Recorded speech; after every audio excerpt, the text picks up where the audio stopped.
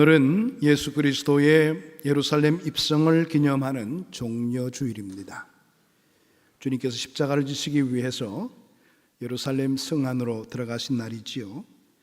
예수님께서는 어린 나귀를 타고 예루살렘 성으로 들어가시게 되었는데요, 사람들은 겉옷을 벗어서 길에 펴고 또 종려나무 가지를 꺾어서 길에 깔기도 하고 또 종려나무 가지를 흔들며 왕을 맞이하는 모습으로 주님을 맞이했습니다. 오늘도 우리가 왕으로 오시는 주님을 맞이할 수 있도록 우리의 마음에 문을 열어놓고 또 가정 속에 또 교회와 세상 속에 왕으로 임하실 수 있도록 왕의 자리를 내어드리는 그런 우리의 준비된 모습이 있어야 될 것입니다. 신앙생활은 다른 것이 아니라 주님을 내 삶의 왕으로 모셔드리는 일입니다. 지금까지는 내가 삶의 주인이 되었고 내가 모든 것을 관장하고 나 중심으로 생활했다면 이제는 내 삶의 왕이 되신 주님의 명령대로 순종하고 주의 뜻대로 살고자 하는 것이 신앙생활의 참된 모습입니다. 예수께서 나의 왕이심을 인정하고 영접할 때에 죄로 인해 혼란되었던 우리의 삶이 새롭게 되는 것이고요, 참된 기쁨과 평안을 맛볼 수 있는 길이 우리에게 허락될 수가 있는 것입니다. 어린 나귀를 타고 예루살렘으로 들어오신 주님은 세상 왕들이나 개선장군의 행진과는 전혀 다른 모습이었죠. 때로는 우스꽝스러운 모습으로 보이기도 하는 그런 모습이기도 합니다.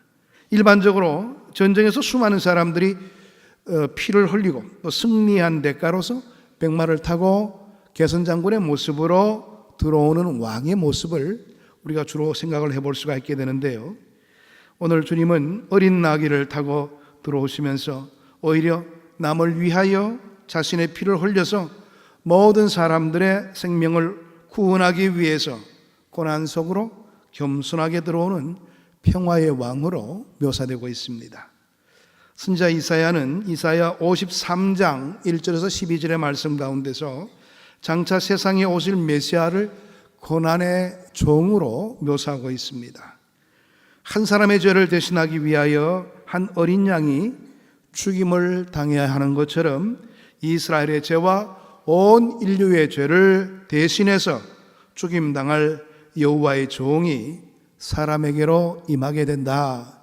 이것이 바로 이사야 53장 1절에서 12절 말씀의 주된 내용입니다. 여호와 하나님께서 보내신 종은 이스라엘의 죄악을 대신해서 형벌을 받으실 하나님의 어린 양이었습니다. 뿐만 아니라 온갖 고난을 한 몸에 짊어지고 희생당하게 될 고난의 종으로 이 땅에 임하신 것이지요. 오늘 이 본문에서 예수님께서는 다른 두 제수들과 함께 아침 9시경에 십자가에 못 박히게 되셨고 낮 12시쯤 되었을 때에 온 하늘이 어둠에 휩싸이기 시작했습니다.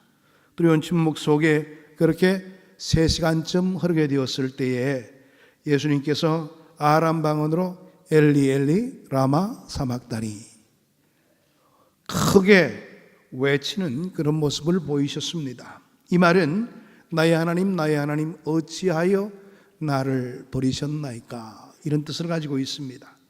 십자가상 그의 모진 육체적인 고통 속에서도 오히려 사람들을 위해서 기도하시고 죄인들의 용서를 빌던 주님께서 이제 마지막 순간이 다가오게 되었을 때에 버림받은 아들의 고통스러운 외침을 모든 자들에게 보여주셨던 것입니다. 나의 하나님 나의 하나님 어찌하여 나를 버리셨나이까.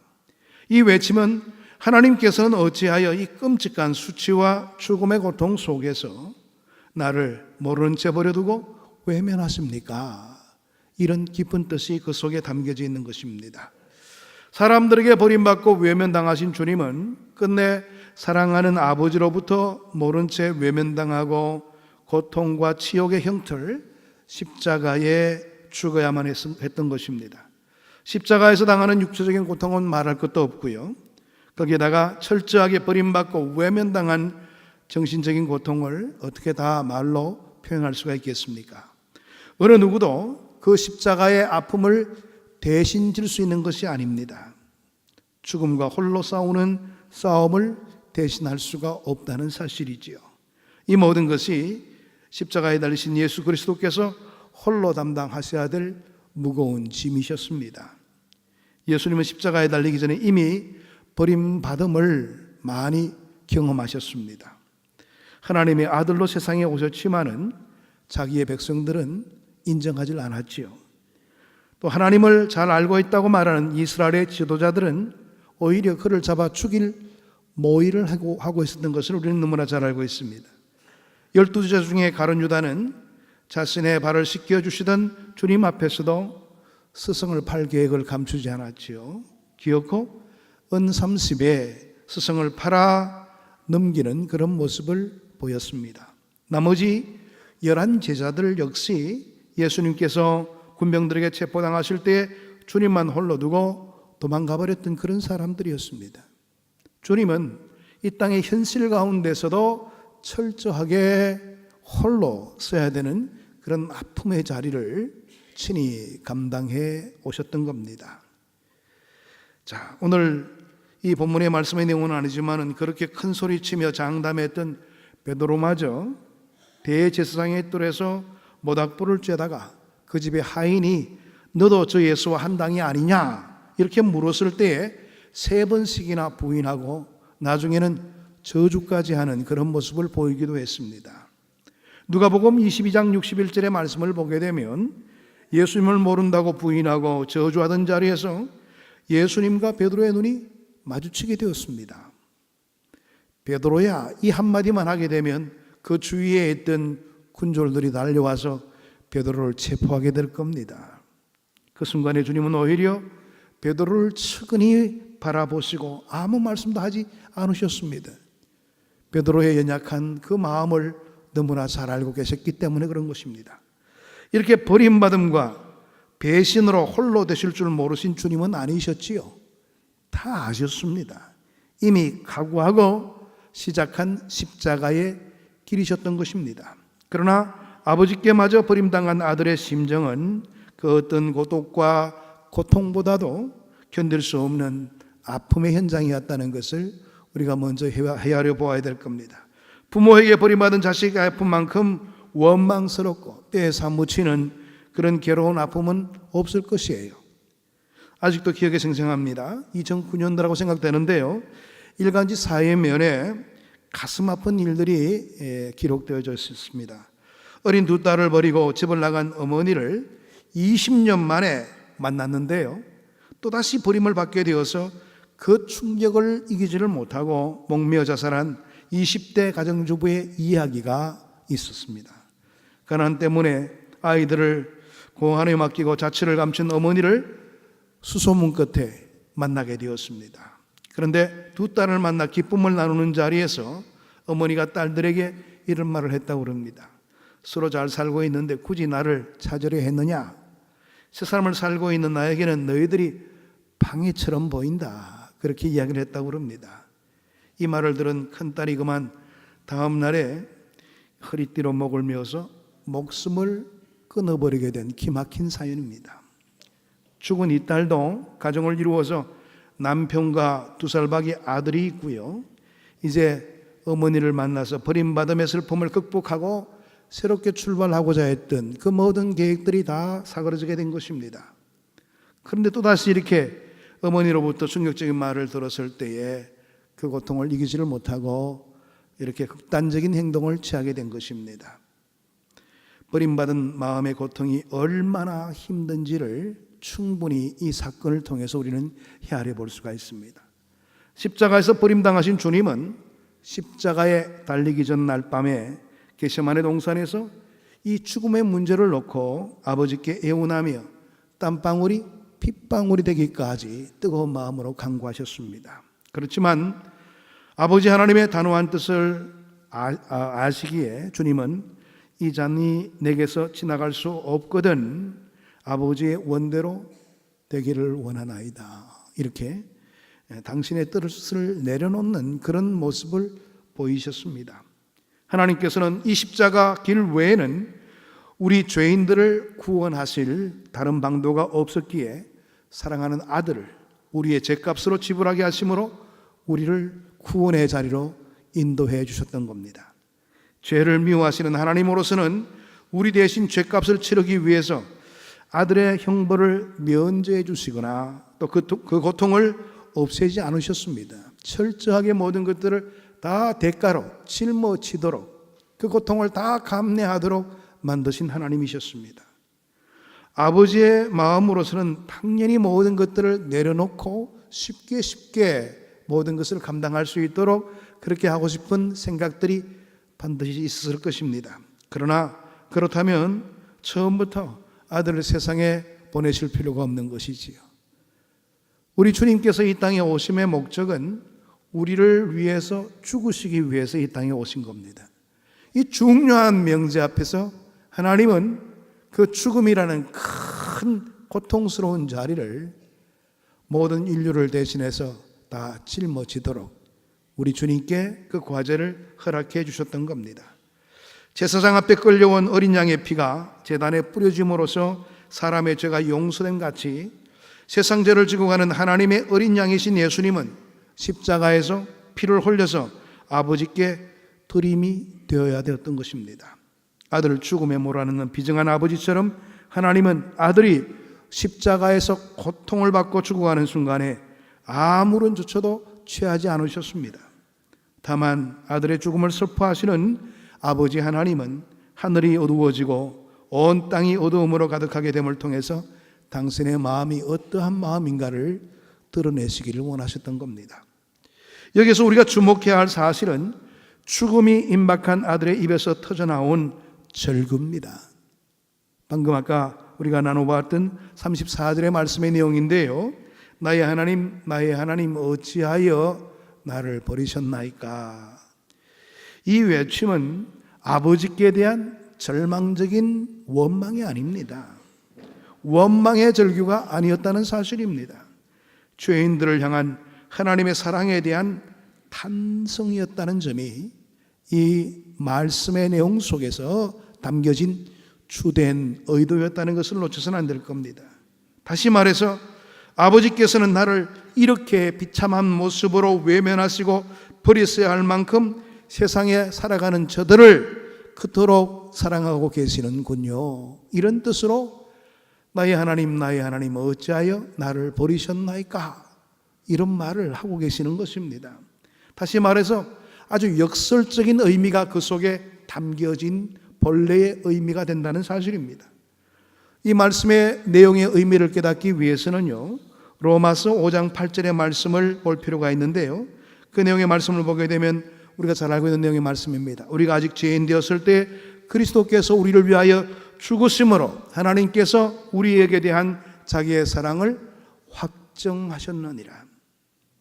바로 이 사랑을 말씀하고 있는 겁니다. 그러므로 우리 죄인들을 사랑한다고 하신 하나님께서 그 사랑을 구체적으로 표현하신 것이 바로 십자가에서 보여주신 사랑이었습니다.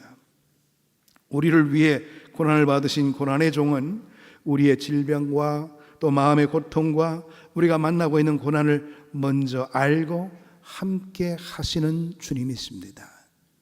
그러니까 주님은 우리의 삶과는 상관없는 삶을 사시다가 이 땅에서 죽으신 것이 아니고 철저하게 우리가 당해야 되는 모든 고통의 자리를 다 감내하신 다음에 이 땅의 삶을 마감하셨다는 겁니다.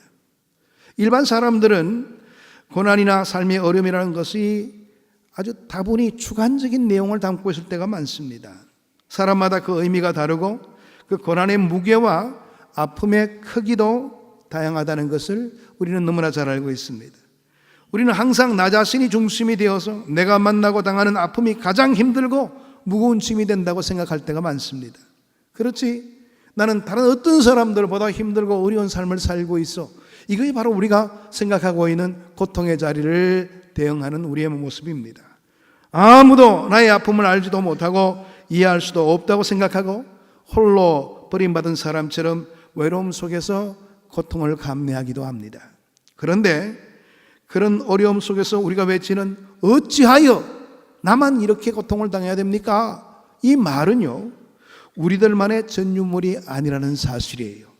본문의 말씀 보게 되니까 십자가 위에서 예수님께서 아버지 하나님께 부르짖는 외침 가운데도 그 속에 어찌하여가 있는 것을 보게 됩니다.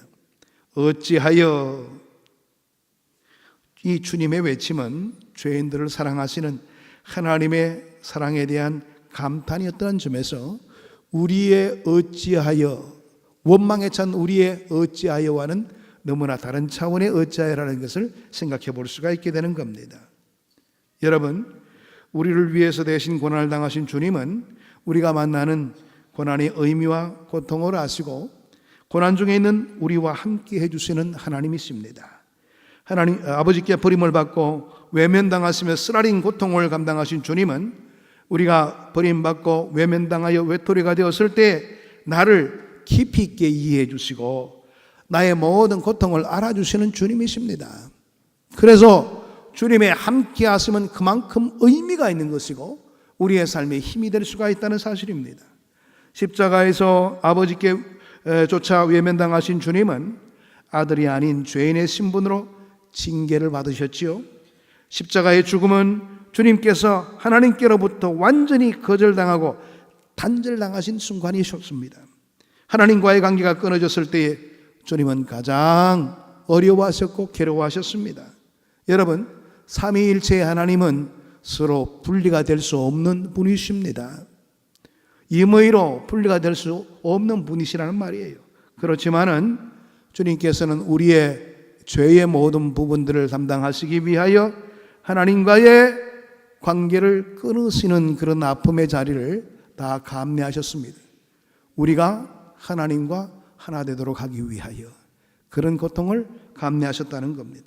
죄로 인해서 버림받은 불쌍한 사람들을 다시 회복시켜 주시고 하나님의 자녀로 회복시켜 주기 위하여 우리가 당해야 될 십자가의 고난을 다 받으셨다는 겁니다. 우리는 사람에게 버림받고 외면당할 때 가장 힘들어합니다. 그렇다면 하나님과의 관계 단절에 대해서는 우리는 어떤 생각을 가지고 있습니까? 대부분의 많은 사람들은 하나님과 관계 단절에 대한 부분에 대해서는 그렇게 두려움을 갖지 않으시더라고요. 뭐 그런 것이지 뭐. 사람들 간의 관계 단절은 아주 고통스러워하고 힘들어하지만은 이상하게도 하나님과의 관계 단절에 대해서는 그토록 어려움을 가지고 바라보지를 않더라고요.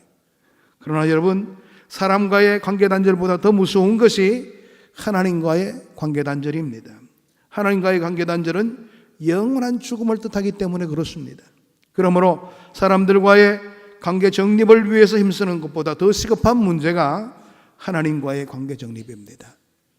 예? 그러니까 내가 하나님과 소원해 있고 멀어져 있다면 빨리 회복하는 길이 내 삶에 새로운 삶을 열어갈 수 있는 유일한 비책이 될 수 있다는 사실입니다. 그런데도 우리는 그런 모든 부분들을 그렇게 깊게 생각하지 않습니다. 신앙생활 하더라도 하나님과의 긴밀한 관계를 회복하는 것보다도 내가 이 땅에서 잘 살고 이 땅에서 원활하게 모든 것 감당하고 남들 보란 듯이 살아가는 것이 내 삶의 축복이 아닌가, 그렇게 바라보는 시각만 가지고 있더라고요. 여러분, 영적으로 우리가 주님과 하나가 되지 않는다면 우리는 모든 것을 잃어버리는 사람이 될 수밖에 없어요. 오늘 이 시간에 이 그리스도의 고난의 모습은 바로 나를 위한 고난이라는 사실을 꼭 믿으시게 되기를 원합니다. 이런 믿음으로부터 우리의 인생의 변화가 이루어질 수가 있다는 사실이에요. 지금 여러분은 어떤 자리에 있는지를 한번 돌아보십시오. 남 모르는 고통과 슬픔과 고독 가운데 힘들어하는 분들은 그 고난을 향해서 찾아오시는 겸손의 왕, 고난의 종 예수 그리스도를 왕으로 맞이하시기를 바랍니다. 이럴 때에 우리의 인생의 변화가 시작될 수가 있는 겁니다. 그분은 나를 사랑하시기에 나에게 보내주신 여호와의 종 하나님의 아들이십니다. 이번 고난 주간에 주님의 고난과 십자가를 깊이 묵상하시면서요, 죄와 죽음을 이기고 다시 사신 부활의 주님께 기쁨으로 영광을 돌릴 수 있게 되기를 원합니다. 고난 주간은 내가 당해야 될 고난을 주님이 대신 짊어주신 그 놀라운 은혜를 생각하는 시간입니다. 그래서 철저하게 나의 잘못된 우리의 죄된 모습들을 주님 앞에 드러내놓고 주님, 내가 주님을 섬긴다고 하면서도 아직도 세상에 많이 치우쳐져 있고 세상 중심으로 살아가는 나의 모습이 있었습니다. 이제부터라도 이제는 주님의 그 고통을 생각하면서 철저하게 하나님의 백성다운 모습으로 살겠습니다. 주님께서 당신의 몸을 희생하기까지 하나님과 하나 되도록 하기 위해서 그런 사랑의 모습을 보여주셨는데도 그 사랑에 반응하지를 못하고 아직도 예수를 믿노라고 말하면서도 세상에 치우쳐져 있고 세상의 안일함 속에 거하기를 원하는 나의 모든 모습들이 있다면 철저하게 내려놓아야 될 겁니다. 그리고 하나님과의 관계 정립을 통해서 우리의 삶을 열어갈 수 있는 우리의 준비된 모습을 갖추게 된다면 이번 고난주간은 여러분들에게 있어서 가장 소중하고 의미 있는 고난주간이 될 수가 있을 겁니다. 이런 고난의 터널을 통과한 다음에 부활을 맞이하게 될 때 부활의 깊은 의미를 내 삶 속에 체험할 수가 있게 되는 겁니다. 모쪼록 오늘 이 종료 주일부터 시작되는 고난주간, 이 한 주간 주님과 더욱더 긴밀함을 유지함으로 통해서 하나님의 큰 사랑과 주의 능력을 체험할 수 있는 우리 모두가 되기를 축복합니다. 기도하겠습니다. 아버지 하나님, 참 감사합니다. 죽을 수밖에 없는 저희들, 영원한 형벌에서 고통당할 수밖에 없는 저희들을 주님께서 모든 우리의 죄악됨을 사하여 주시기 위하여 십자가를 지시고 삶을 내어주셨습니다. 아버지, 주님의 고난이 있었기에 우리가 영원한 삶이 허락될 수가 있었고 주님의 십자가의 죽음이 있었기에 부활의 기쁨이 있다는 것을 다시 한 번 더 확인해 봅니다. 오늘부터 시작되는 이 고난주간 한 주간을 우리가 지내면서 하나님 앞에 올곧게 서서 하나님의 백성다움을 유지하고 하나님의 큰 사랑의 증거자로 생활할 수 있는 저희들이 될 수 있도록 은혜 나리여 주옵소서. 예수 그리스도의 이름으로 기도하옵나이다. 아멘.